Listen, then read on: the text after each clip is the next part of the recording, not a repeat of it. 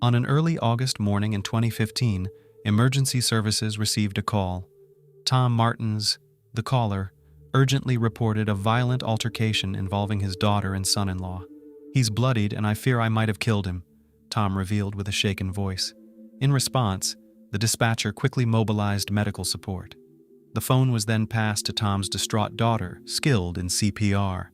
The dispatcher calmly instructed, "Stay composed. Rely on your training, not emotions. We need to revive your husband. Ready to start CPR?" Meanwhile, first responders rushed to the upscale neighborhood in Winston-Salem, North Carolina. They arrived at a $350,000 home, noted for its stylish gray shutters and well-maintained lawns, only to find Jason Corbett brutally murdered. This incident unfolds a tragic narrative of a widower with 2 young children, who was in dire need of emotional support after losing his cherished wife. It also introduces a young woman, seeming like a beacon of hope, who stepped in to care for the children. Yet, it serves as a stark reminder of the dangers of hastily integrating almost strangers into close-knit family bonds. If Jason had been fully aware of Molly's mental health background and had known her more intimately, he might have reconsidered her close involvement with his kids. For Molly, meeting Jason symbolized a fresh start, complete with a loving family and the children she always dreamt of. However, for Jason, this relationship tragically became a one-way journey with no return. Molly Martin's life was the epitome of the American dream. Born into a wealthy and educated white family, she enjoyed a prosperous upbringing in Farragut, Tennessee. Her early years were spent in a luxurious mansion where she was the cherished little princess. Neighbors recall her as a reserved, somewhat introverted girl who was an adept swimmer despite frequent health-related absences from school. With the family's move to the more lavish Fox Run area, Molly continued her education at Farragut High School, participating in the swim team. Though not as skilled as her peers, Molly still felt like a champion in her own world. Molly's mother, Sharon, a math doctorate from the prestigious Emory University in Georgia, and her father, Tom, an FBI agent and seasoned lawyer, instilled a family motto: "Success is measured only by achievements, regardless of whether they were real or perceived." The Martenses were known as pillars of society, a family striving for prestige, wealth, and perfect heirs, ready to continue their lifestyle. From a young age, the children were raised with a win-at-all-costs mentality. The main issue was that Molly, the beloved daughter and little princess, didn't live up to these high expectations, unlike her 2 brothers. To maintain their societal facade, Tom and Sharon went to great lengths to conceal why.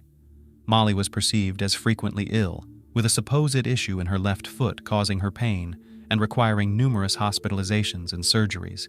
In reality, it wasn't a physical ailment that kept Molly from school, but her mental health. To preserve their external image, Tom and Sharon kept their daughter's issues within the family, with few knowing what happened behind the closed doors of their luxurious mansion. Thanks to her parents' influence, Molly seemingly secured a spot at Clemson, one of America's top colleges. In 2003, her photograph appeared in the Clemson University yearbook as a freshman, but then records of her disappeared. In 2004, Molly began working at the Visage Beauty Salon in Knoxville, where she met stylist Jeremy Taylor. The 2 started dating and spent a year and a half together. Despite their closeness, Taylor only knew about Molly's leg health issues, necessitating numerous surgeries and often preventing her from working. Yet, he admired her dancing and ballet talents, never questioning the intense strain on her foot. After breaking up with Taylor, Molly joined a dating site where she started a romantic correspondence with Keith McGinn.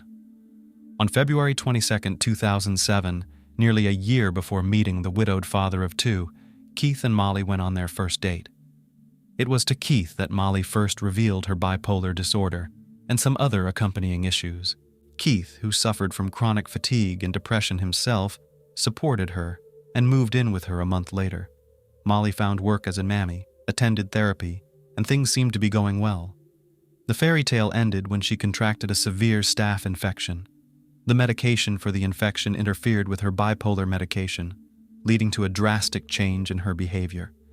According to Keith, at one point, Molly was taking 16 pills prescribed by her psychiatrist daily, plus an additional 10 as needed. Most of these were for her bipolar disorder and manic depressive psychosis.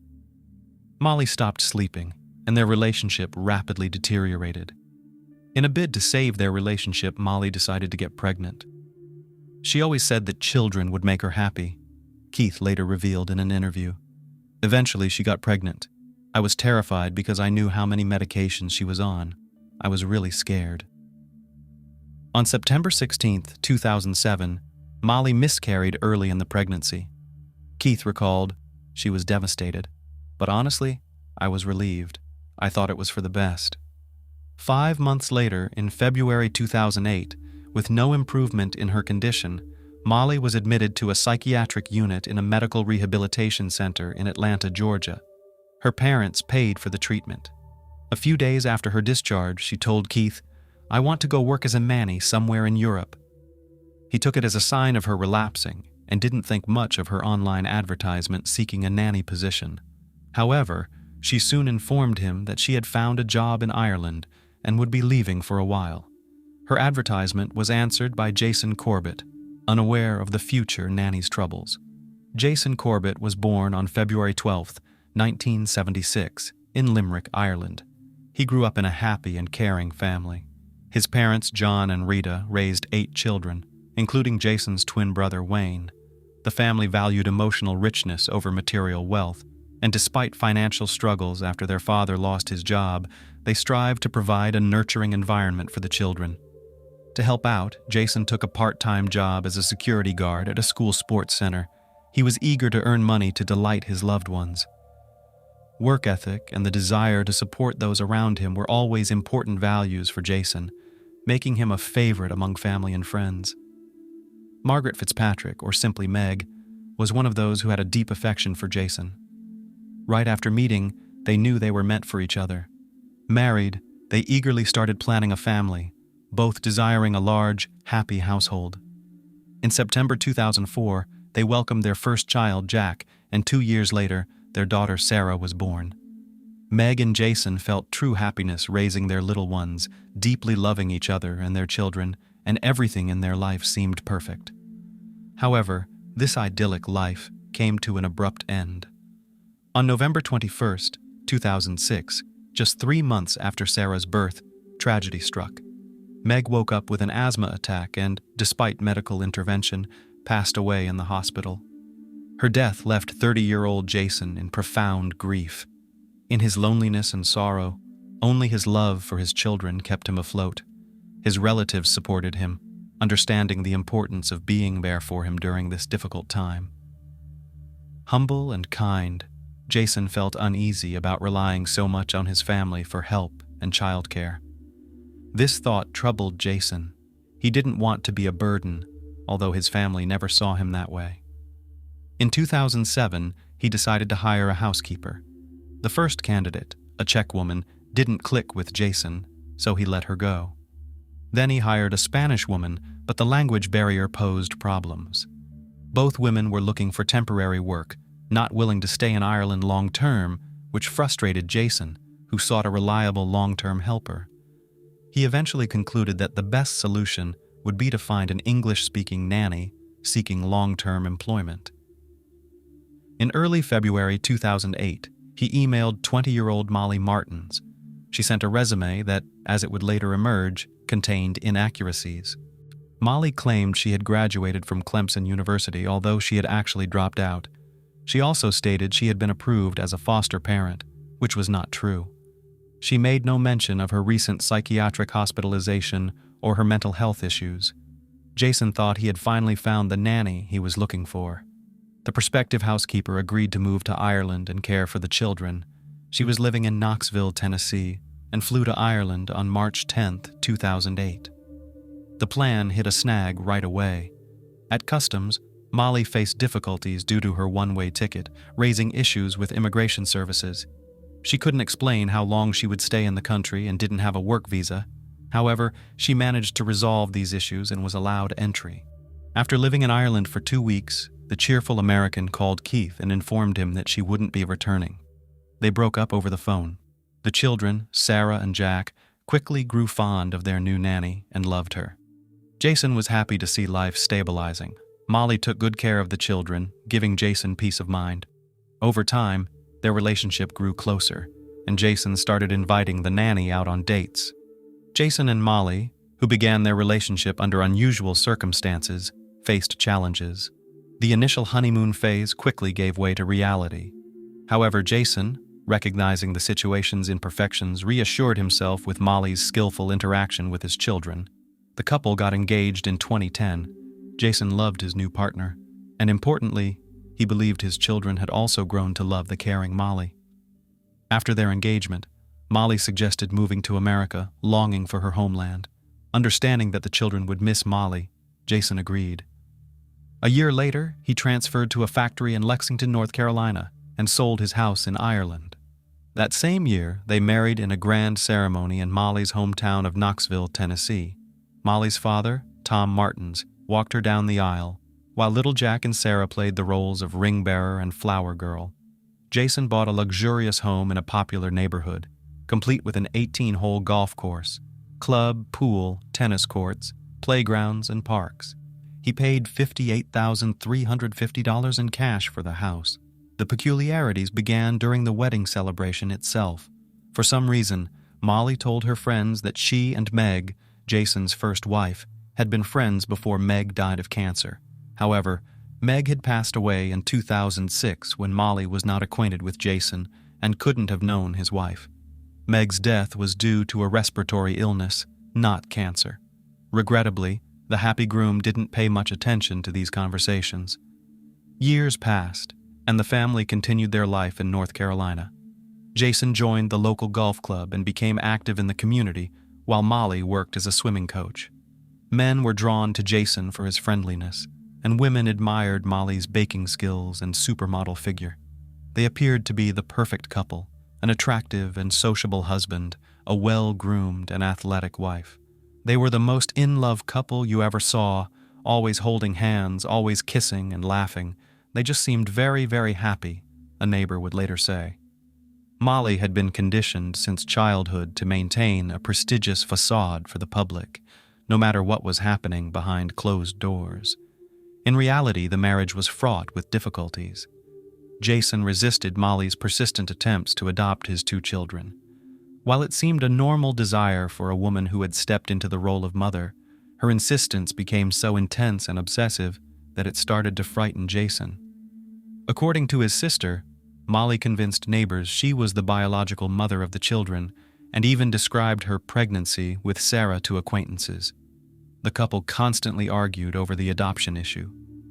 Jason felt unhappy, longing for his home, missing his friends, and the warm family evenings with his brothers and sisters. He seriously considered divorce and returning to Ireland with his son and daughter, which he honestly discussed with Molly. Her reaction was immediate and intensely emotional.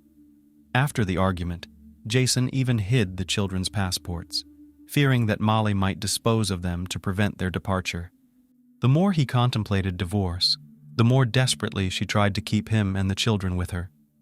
Jason lost his zest for life and began to gain a significant amount of weight, which infuriated his young wife. A husband with excess weight disrupted their perfect public image. The night before the murder, the couple attended a dinner at a neighbor's house, where Molly loudly criticized the amount of food on Jason's plate in front of all the guests. She openly stated that it was unacceptable for someone of his weight to eat so much. Jason left silently. The following night, August 2nd, 2015, Molly and her father beat Jason to death. On August 1st, Molly's parents, Tom and Sharon, arrived in North Carolina for a visit. The exact purpose of this visit remains a mystery to this day. Some believe Molly and her father pre-planned the visit to ensure Tom was present to assist in committing the crime, while others see it as a routine parental visit. Since Tom and Sharon arrived late in the evening, they decided to give the gifts they brought for the children the next morning.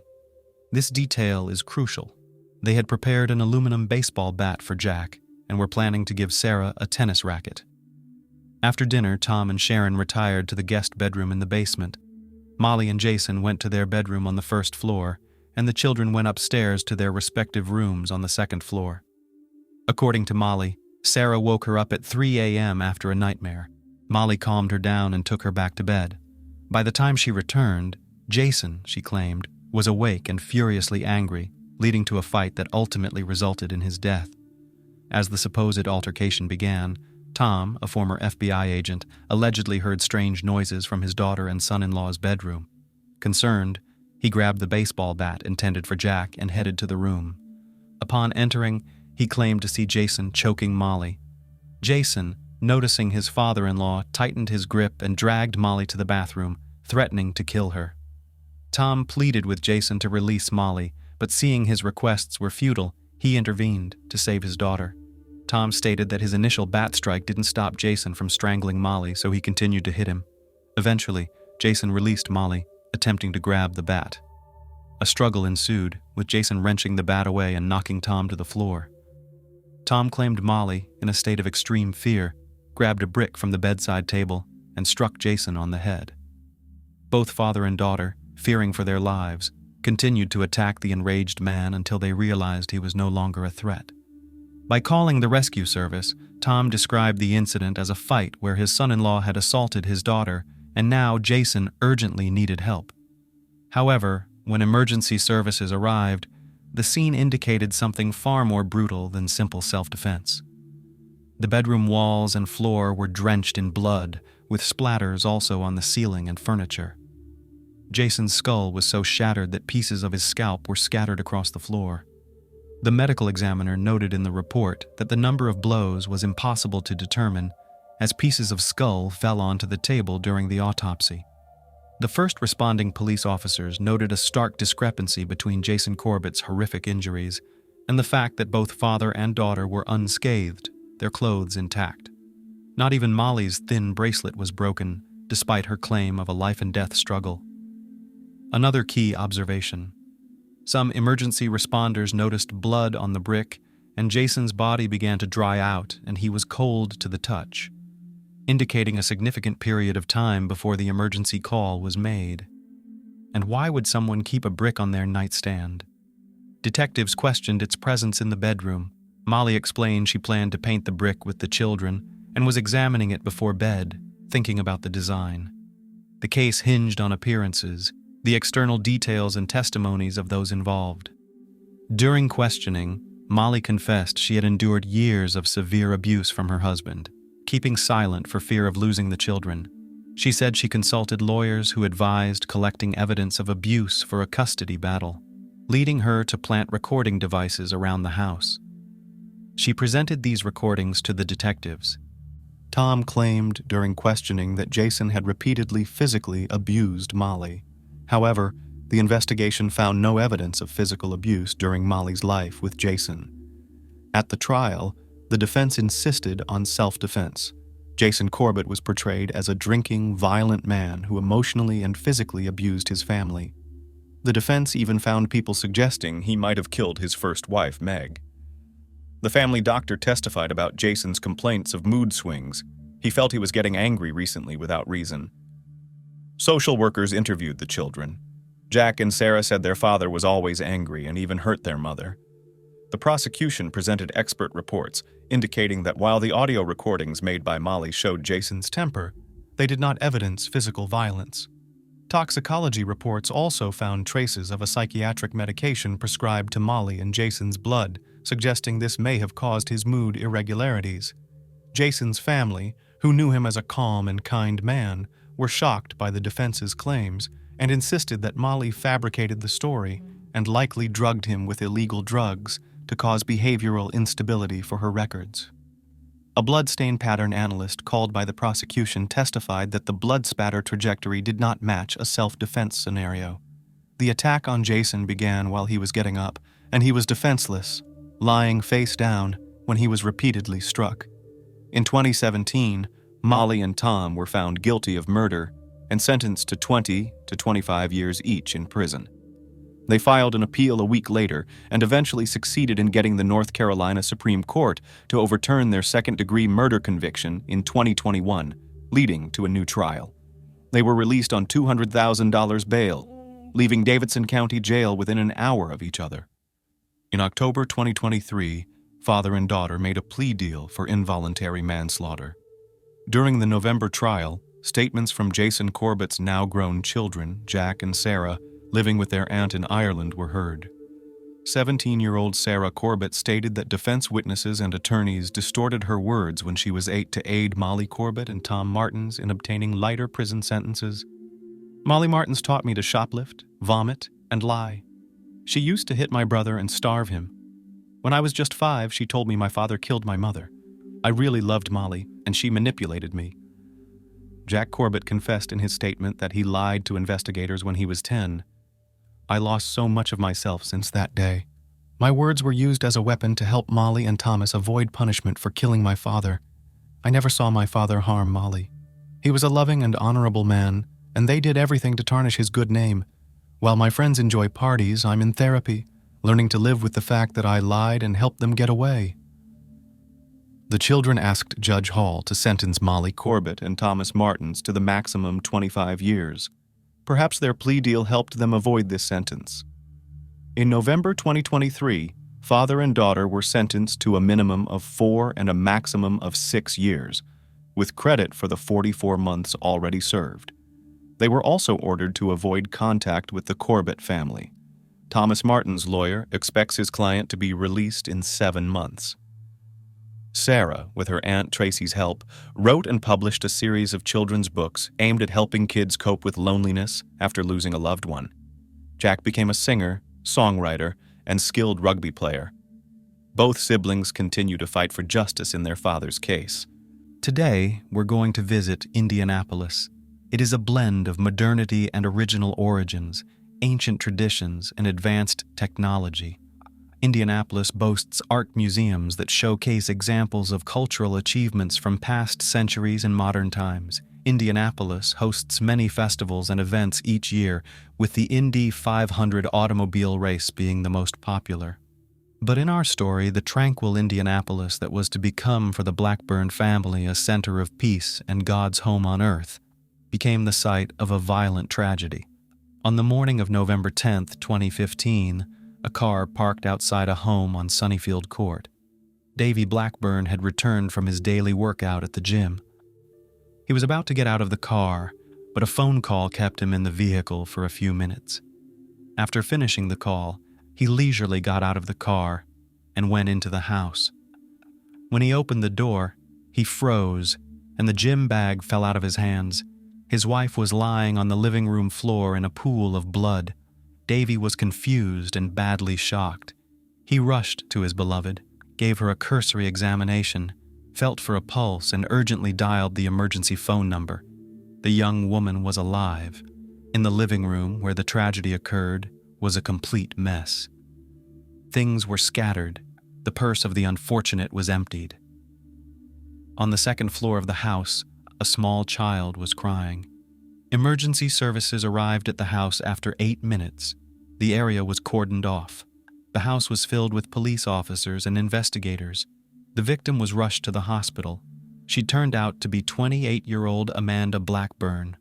But let's start in order not to miss any important details of this tragic story. Amanda Grace Byers was born on July 31st, 1987 in Muskegon, Michigan. She attended school in Indianapolis, Indiana, but the family moved to Elkhart in 1995. There, Amanda graduated from Elkhart Christian Academy in 2006, and as early as 2008, she graduated from Pensacola Christian College in Pensacola, Florida with an associate's degree. Amanda grew up in a deeply religious family where Christianity and the power of God's Word were paramount. Amanda's father was the lead pastor of First Baptist Church in Elkhart, Indiana. The religious traditions of the church, sermons, and psalter the girl knew from childhood by heart and honored them unconditionally. When other children were in a hurry to grow up to know the taste of adult life, to go to parties and fall in love, Amanda loved Jesus and dreamed of serving him. But God already loved his Amanda. After all, he had created her in the likeness of an angel, a blonde-haired, slender girl with an open, kind smile and sincere intentions. But not only the girl's appearance was perfect, her thoughts and heart were also virgin, in every act of a man that was love for her neighbor. As a teenager, Amanda took a vow of chastity and agreed not to even kiss a man until she was married, and she was always true to her word. But the girl's heart beat harder when she met her true and only love. It turned out to be Davy Blackburn. He was a native of Tuscaloosa, Alabama. The guy studied religion at Southern Wesleyan University and was also from a Christian and believing family.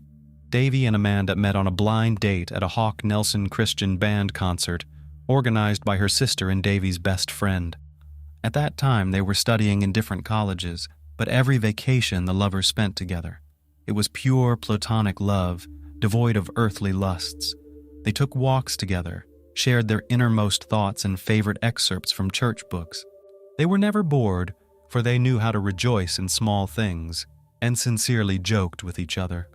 Once, before returning to school, Davy and Amanda had a mock milkshake drinking contest, which Amanda lost.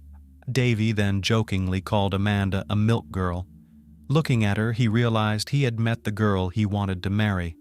The couple dated long distance for a long time. They were constantly messaging each other on messengers, called each other and chatted for hours, every vacation they spent together. They were so reverent and tender about a serious relationship between a man and a woman that they visited a psychologist for a long time to learn how to communicate properly. On August 1st, 2008, the marriage ceremony of Amanda and Davy Blackburn took place.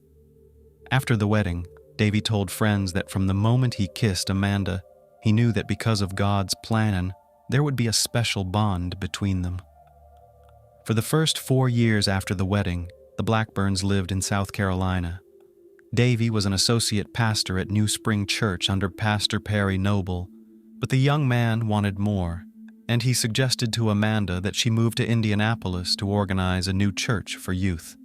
Davy worked as a youth pastor, production director, and assistant campus pastor. Amanda was reluctant to leave her family and part with her loved ones, and for a while struggled with the need to leave South Carolina. But she finally relented after her husband told her that God must have big things in store for them. In 2012, the Blackburns moved from South Carolina to Indianapolis to plant an independent, high-profile church in the North Side. The religious organization started by the young family was geared toward young people, as is made clear in the weekly videos the couple posted on their website about relationship advice, conflict resolution, and what the Bible says about intimate relationships. In 2014, the family had their firstborn child, Weston Blackburn. The family was perfectly happy. They had a comfortable home on a quiet street, a favorite job in the church, which was regularly attended by a large number of young people. Their sermons were listened to and believed in. They lived in perfect harmony and understanding. But the day of November 10th, 2015, changed the family's life once and for all. Ambulance crews arrived at the Blackburn residence in the 2800 block of Sunnyfield Court around 8:30 a.m. The ambulance crews arrived at the Blackburn residence. The pregnant young woman was rushed to the hospital where she was hooked up to a ventilator and underwent a series of resuscitative measures. But sadly, Amanda died the next day, along with her unborn baby. As it turned out, the family was expecting a baby girl who was named Evie Grace at her burial. Her death sparked a lot of sympathy and prayers on social media for an extended period of time as friends, family members, and strangers mourned Amanda with public posts. On November 11th, the day Amanda was officially declared dead, Davy released an official statement saying that Amanda made it her life's calling to love and serve everyone she knew.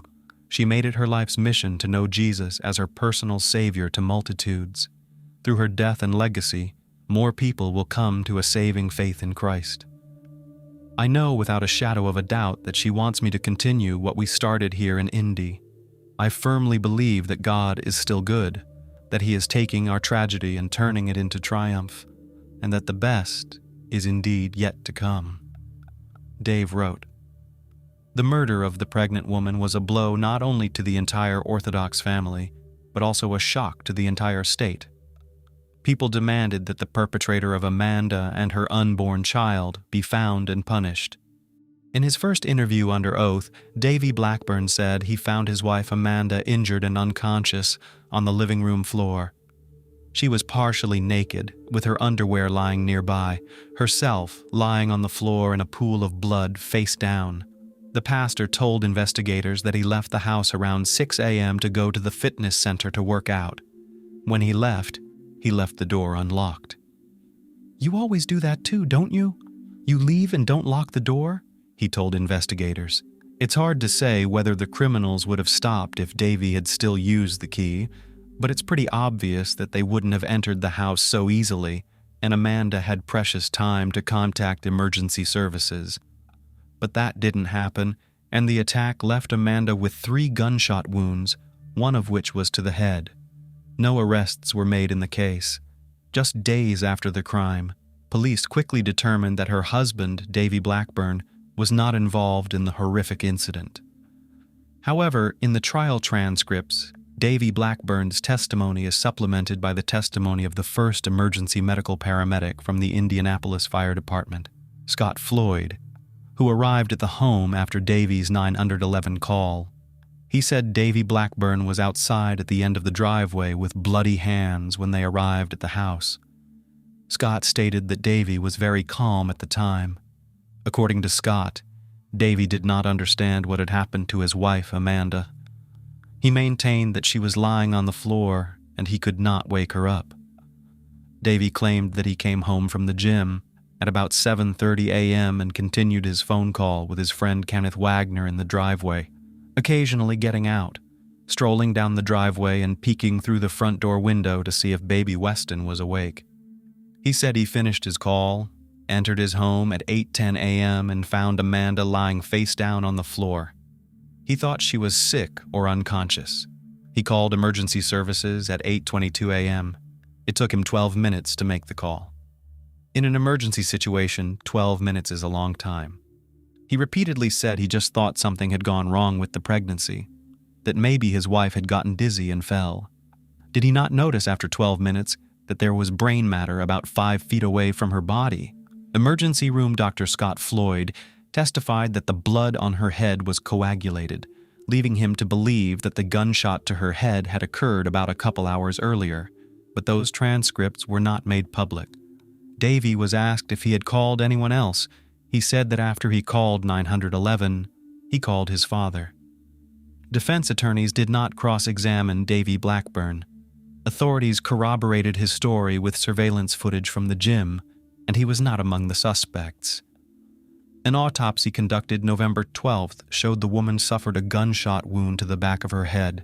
She also had a gunshot wound to the lower left arm that went to her biceps, and a through gunshot wound that went in and out of her upper back. There were also multiple scratches on the left cheek, a split lip, and a knocked-out lower tooth. The above injuries indicated a possible struggle between Amanda and her attacker. A thorough investigation was launched.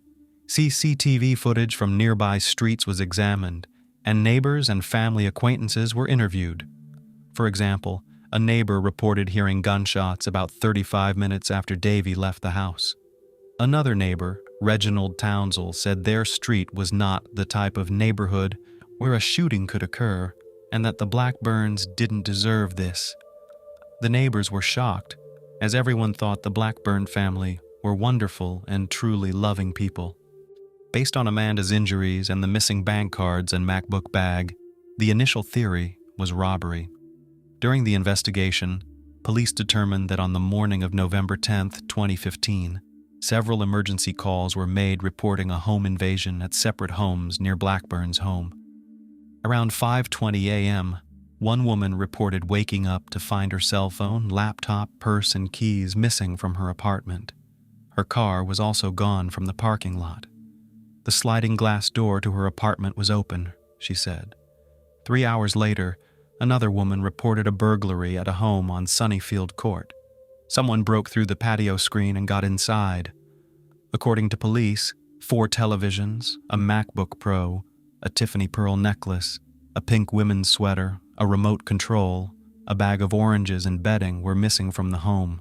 5 minutes after that, someone else from Sunnyfield Court called the emergency services. It was Davy Blackburn.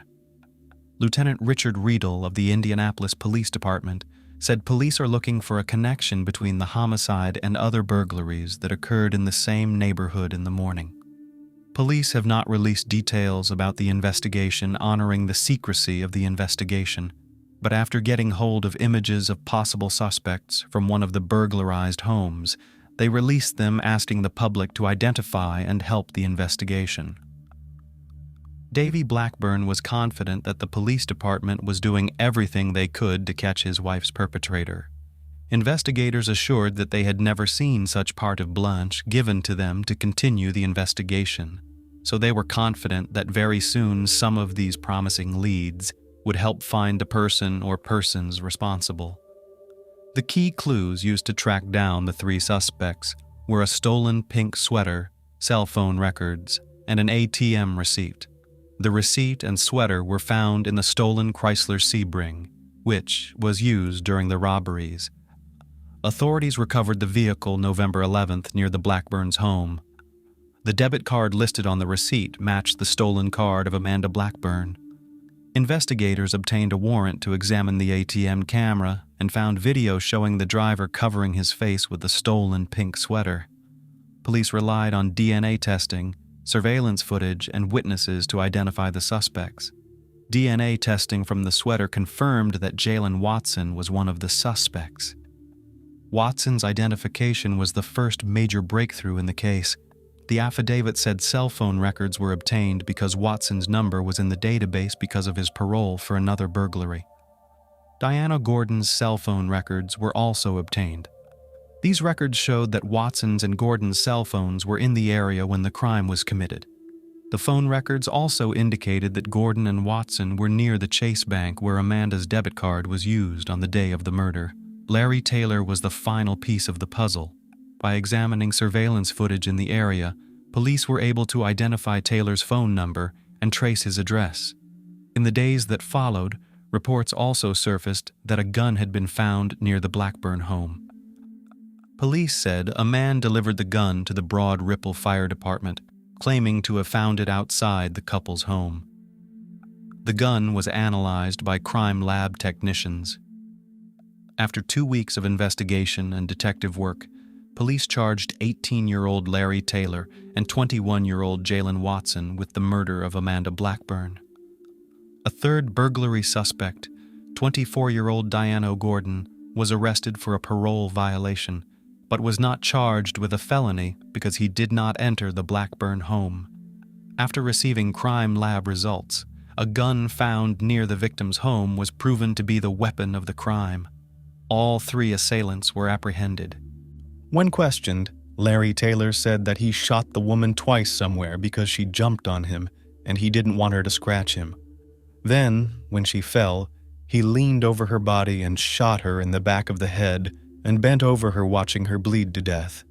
A criminal trio came to rob the Blackburn house. They just wanted some money. So they headed to the Blackburn home, where the husband had left the front door unlocked when he left for the gym. Inside, they confronted Amanda to keep her out of the way. Taylor hit her with a gun. Watson and Gordon saw the woman and wanted to leave. They already had the bank cards they had stolen earlier, so they went looking for an ATM. They tried unsuccessfully to get $500 from one ATM, but got $400 from another. This is where they got caught on CCTV.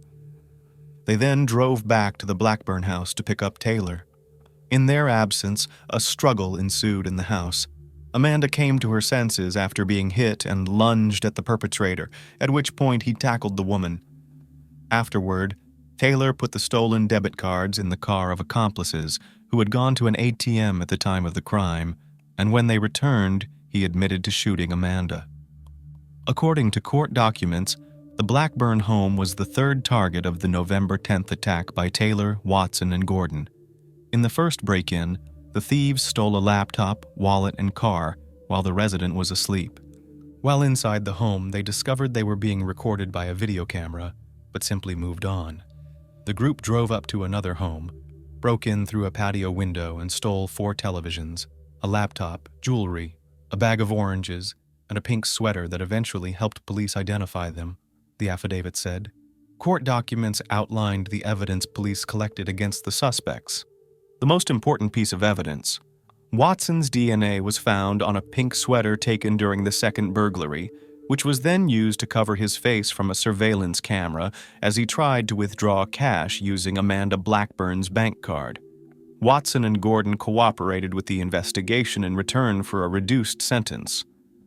Larry Taylor waived his right to remain silent and admitted to being near the scene of the burglary. He said he may have stopped in the Blackburn neighborhood, but claimed he was so confused he couldn't remember. Formal charges were filed by the county prosecutor. Larry Taylor faces 13 charges, including the very same felony, after knowingly and willfully killing Amanda Blackburn. Jalen Watson is charged with a felony.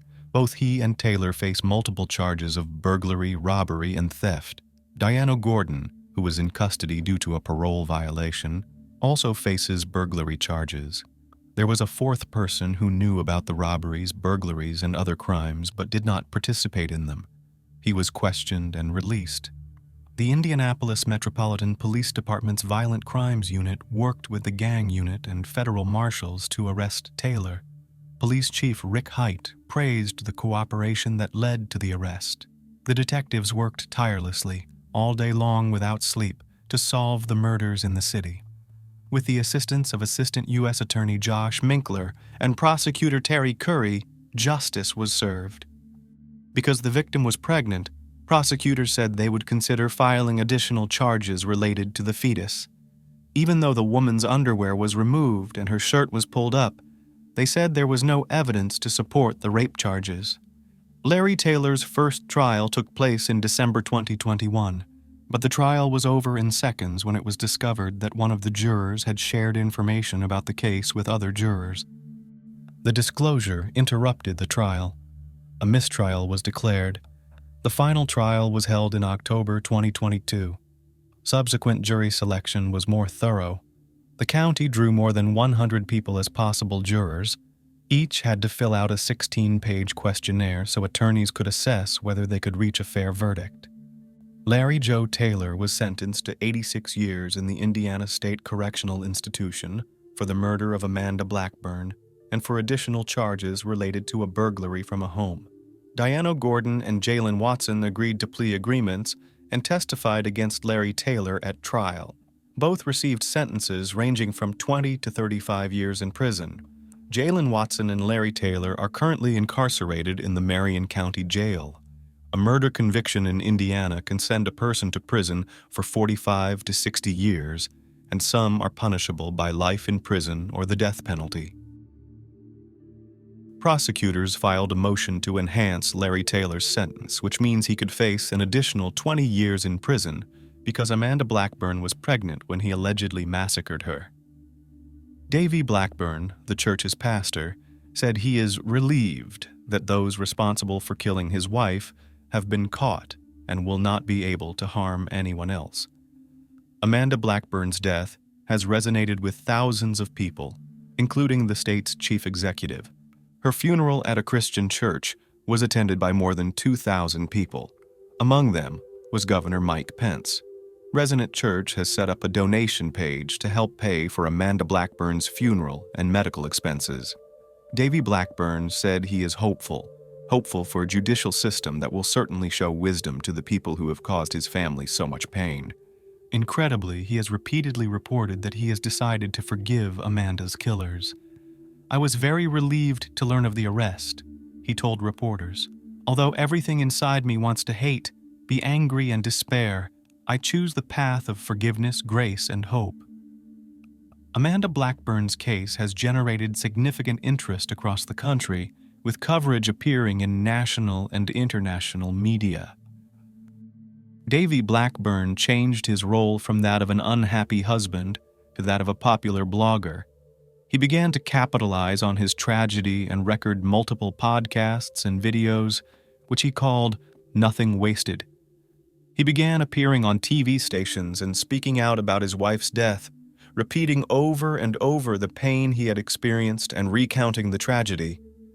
But he didn't seem unhappy. Amanda's death made Davy not only famous, but rich. The fact that he received an insurance payout after his wife's death does suggest that he didn't accidentally forget to lock the door that day on November 10, 2015.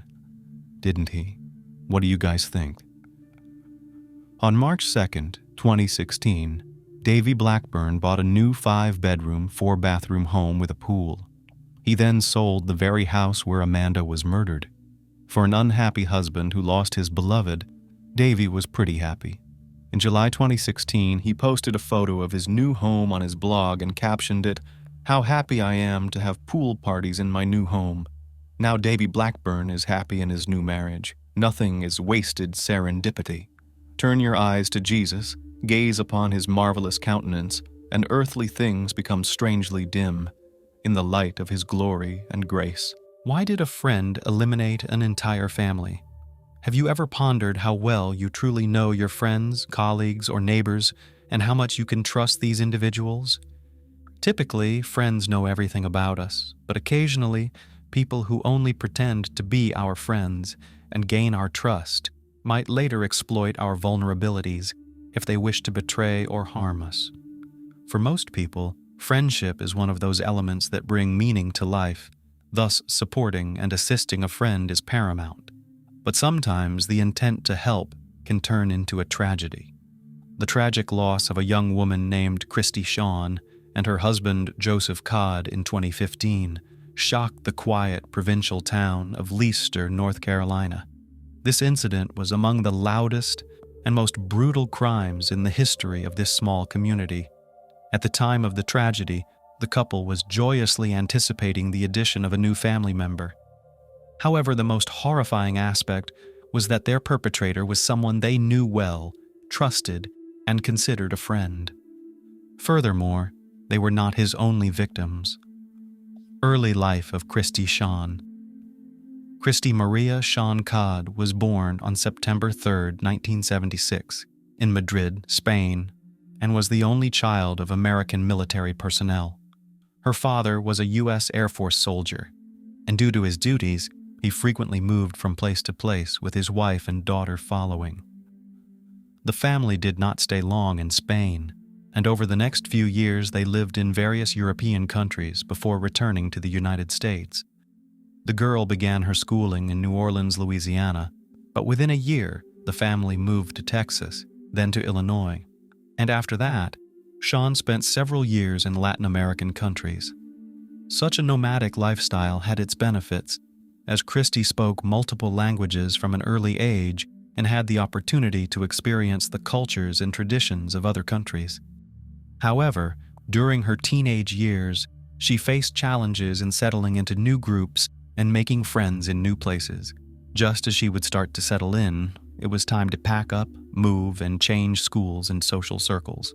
Yet, it was precisely because of the constant changes that she developed excellent communication skills. Christy easily found common ground with various people and was known as a sweet, sociable, and charming young woman.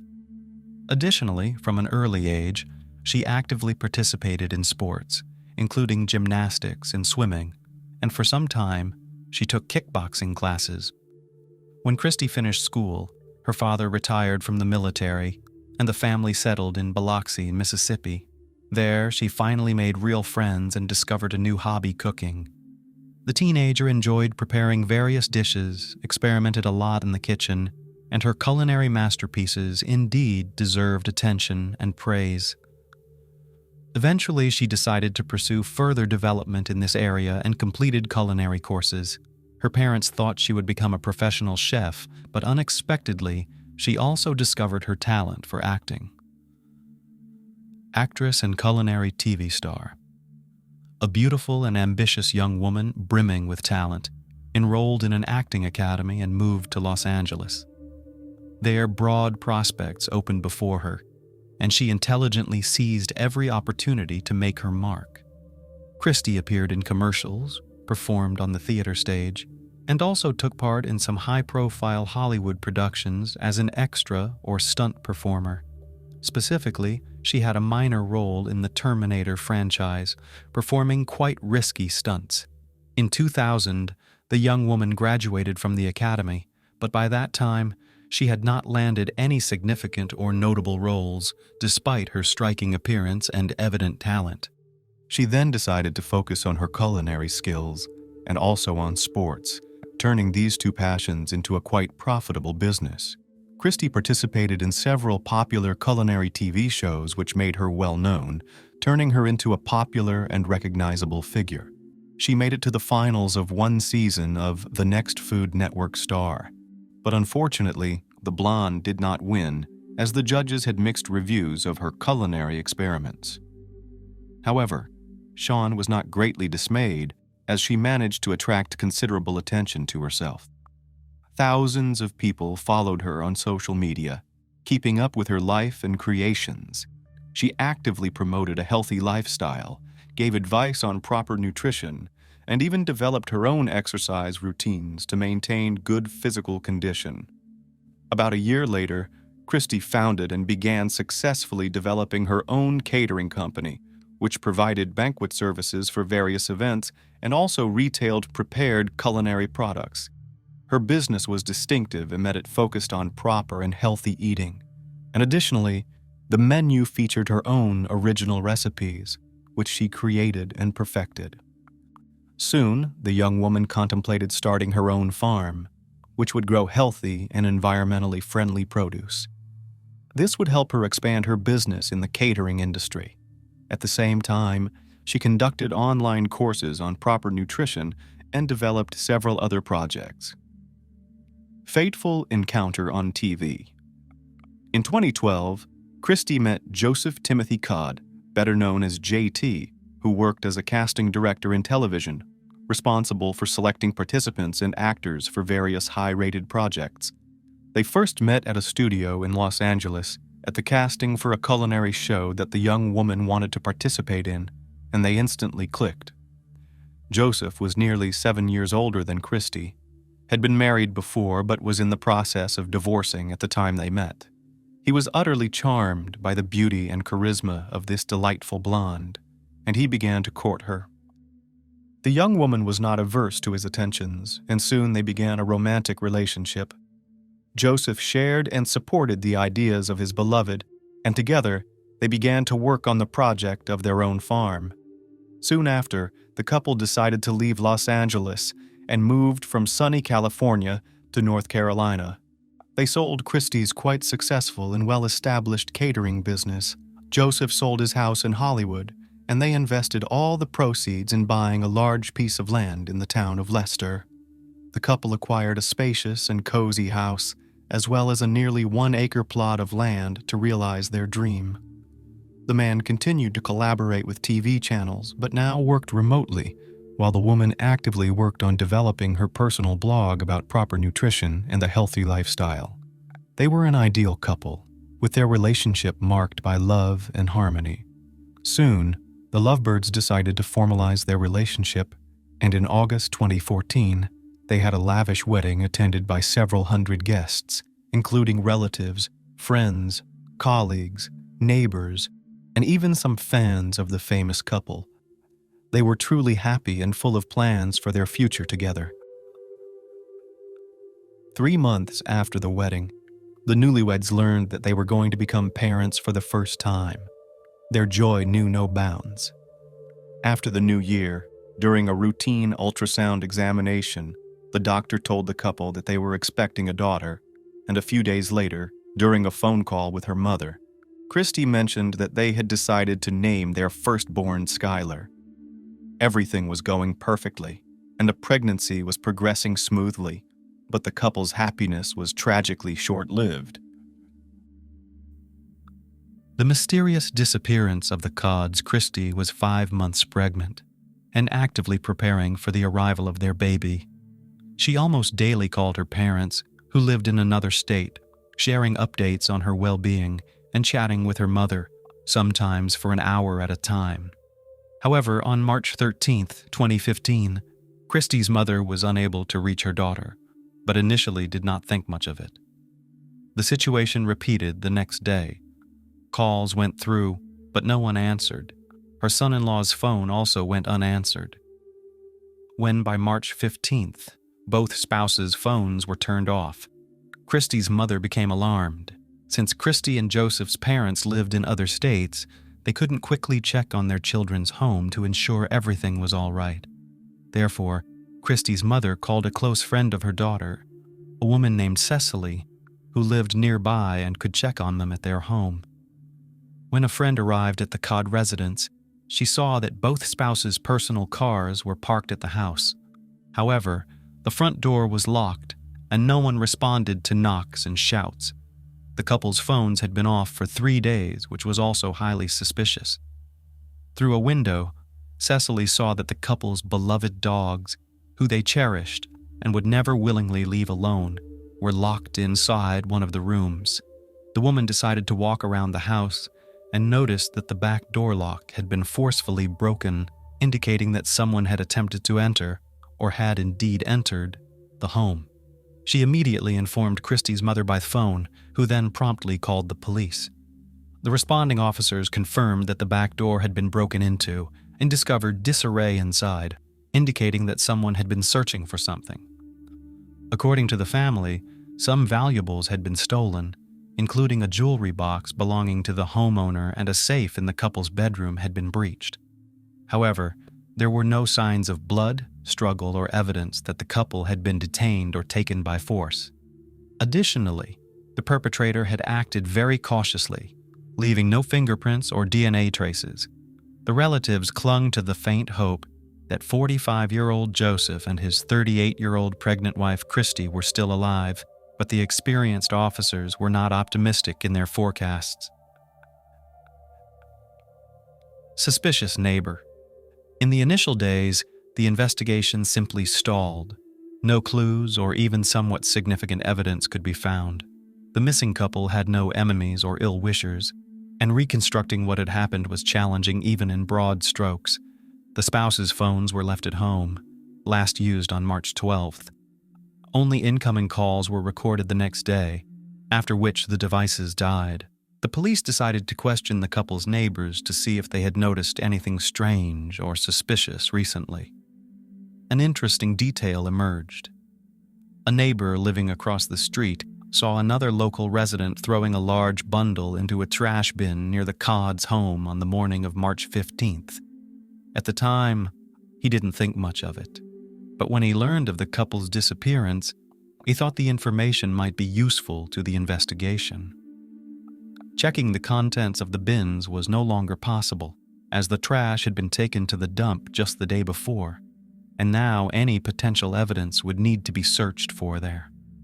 But first, the police wanted to speak with the person who had discarded the strange bundle. He turned out to be a 36-year-old Robert Jason Owens, who lived on the same street, was well acquainted with the couple, and even considered a close family friend. Robert was a handyman and had helped Christy and Joseph when they first moved into their new home. They became friends, and later the couple invited their new friend and neighbor to their own wedding. At first glance, there was nothing suspicious about this, except that other locals described Owens as a strange and unpredictable person. Horrific discovery and shocking confessions. On March 16th, Robert was summoned to the police station for questioning, initially denying any involvement in the couple's disappearance and claiming ignorance about the bundle mentioned. There wasn't much to charge him with initially, beyond the unsubstantiated claims of another neighbor. However, that evening, the situation dramatically changed after the very same large, strange bundle was found at the landfill.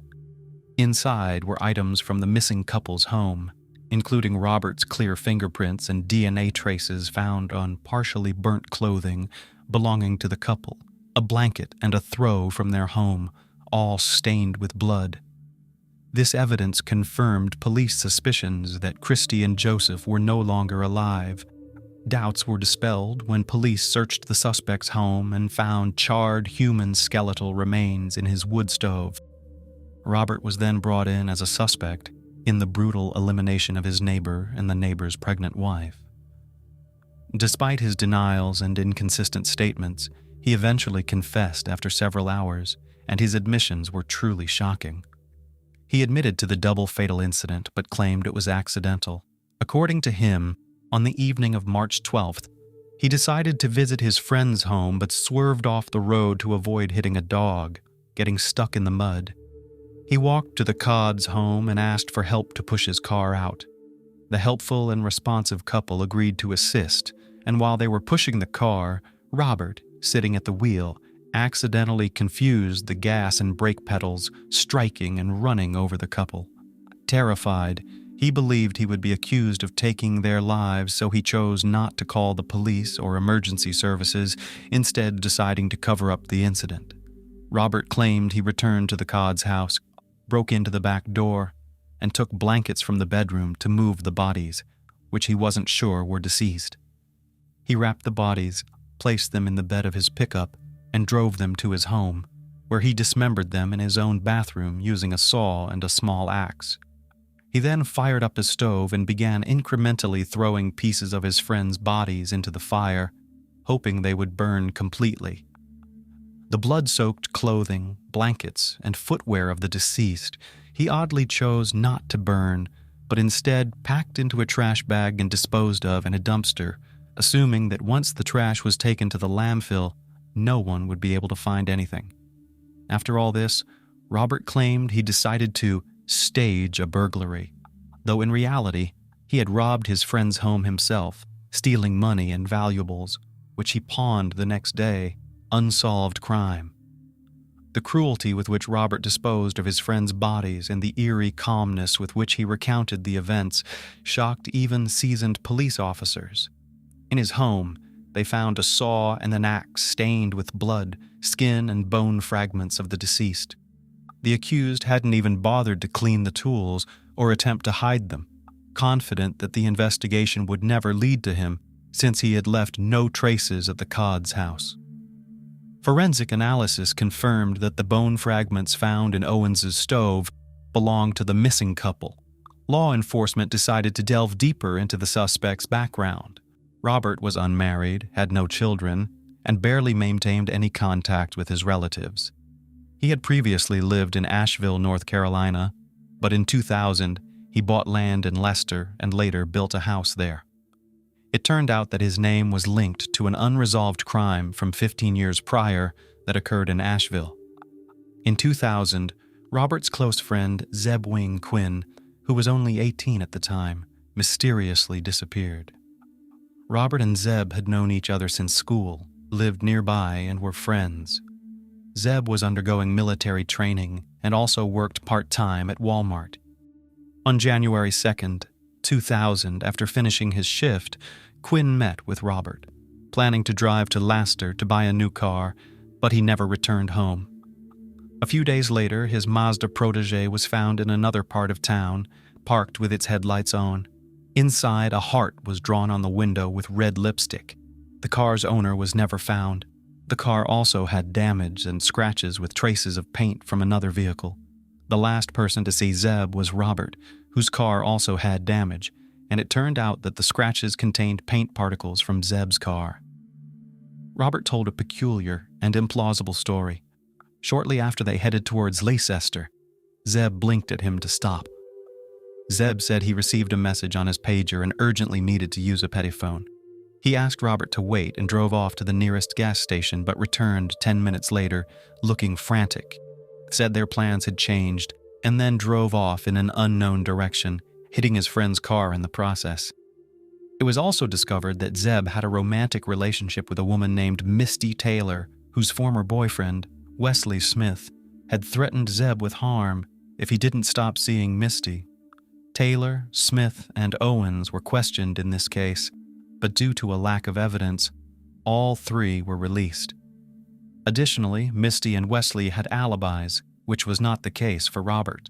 A significant amount of money, which Zeb had with him in case he decided to buy the car, and his pager disappeared from his car, and it was never determined what message he had received, if any. The investigation leaned towards the theory that there was no message at all. Another oddity was that the day after Zeb's disappearance, a man called Walmart claiming to be him, stating he wouldn't be coming to work for the next few days due to illness. However, the colleague who answered the call thought the voice sounded strange and unfamiliar, not like Zeb at all. That phone call was traced to a Volvo plant where Robert worked. During questioning, Owens unexpectedly claimed that he made the call at his friend's request the night before Zeb sped away. no new evidence or witnesses were found, and the case remained unsolved, with Zeb Quinn listed as missing ever since. However, 15 years after these events, Owens was interrogated again, suspected of being directly involved in his longtime friend's disappearance. New, unexpected details of an old case. In June 2015, the case of Zeb Quinn was reopened from the archives, and the investigation resumed. However, at first, it seemed unlikely that law enforcement would uncover any new information. Robert recounted the same story he had told back in 2000, indicating he had nothing new to add. Nevertheless, the police decided to conduct a more thorough search of his property, where they stumbled upon something very peculiar. In a detached concrete slab at Owens's home, a strangely walled-off cavity was discovered, inside which were small, heavily charred human bone fragments. Unfortunately, the remains were too damaged to undergo DNA analysis, so it was impossible to definitively determine if they belonged to the missing Quinn. A neighbor's interview provided even more unexpected results. An elderly man living nearby remembered something from January 2000, when young Owens had just purchased the land and was starting to build his house. One evening, he started a fire that emitted a sickly, sweet, nauseating smell. The neighbor even confronted him because the wind was blowing the stench in his direction, nearly making him sick. Soon after, the fire pit was covered with concrete, which seemed highly unusual, but Robert claimed he planned to build a small fountain there, which he never did. The neighbor had forgotten about the foul-smelling fire until 15 years later when police showed up at the property. Ultimately, Owens confessed to being complicit in a crime, telling an entirely new story. According to him, Zeb was killed by his own uncle, Walter Owens, who had been hired by Wesley Smith to eliminate Misty's new boyfriend, whom he still loved. Robert claimed he was unaware at the time, and his uncle had asked him to lure the young man to a secluded spot. When the three of them ended up in a wooded area on the road to Leicester, the uncle ordered them to stop the car and then to signal Quinn to do the same. Once the young man stepped out, Walter shot him silently and then instructed his nephew to help dismember and package the body, which was burned on Robert's property that same night and encased in concrete. Interrogating Walter Owens was no longer possible, as he had died several years before his nephew's horrific confession. No evidence was found at the supposed crime scene, and the story sounded very unconvincing. Legal proceedings, plea agreement, and final verdict. Initially, Robert faced charges of first-degree double murder, murder of an unborn child, dismemberment and concealment of evidence, burglary, and robbery.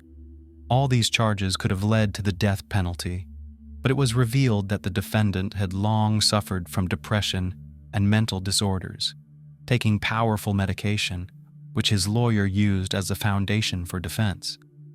Thanks to a well-constructed defense strategy, the accused could have been found insane and sent to a psychiatric clinic instead of prison, which neither the prosecution nor the victim's relatives found satisfactory.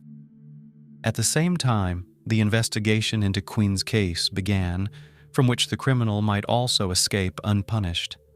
In 2017, the defendant agreed to a plea deal, admitting guilt in the murder of the Codds in exchange for a guaranteed removal of the death penalty from potential sentences. For this case, he was found guilty of second-degree manslaughter, dismemberment and incineration of bodies, burglary, and robbery. In total, he was sentenced to 59 years in prison. In 2022, Owens made another plea deal with the authorities, this time regarding Quinn's case. However, he only admitted to complicity in murder and assisting in hiding the evidence. For this crime, he received an additional 12 years, added to his already effectively life sentence. After the sentencing, the murderer addressed the court, asking forgiveness from the relatives of the people he had killed. He again spoke of his innocence, attributing everything to an unfortunate accident and citing his mental disorder and the influence of strong medication, which impaired his judgment. However, the relatives of Christy and Joseph Codd, as well as Quinn's family, did not believe him. They have never reconciled with the term unintentional murder and believe that in both cases, the man acted deliberately and for selfish motives.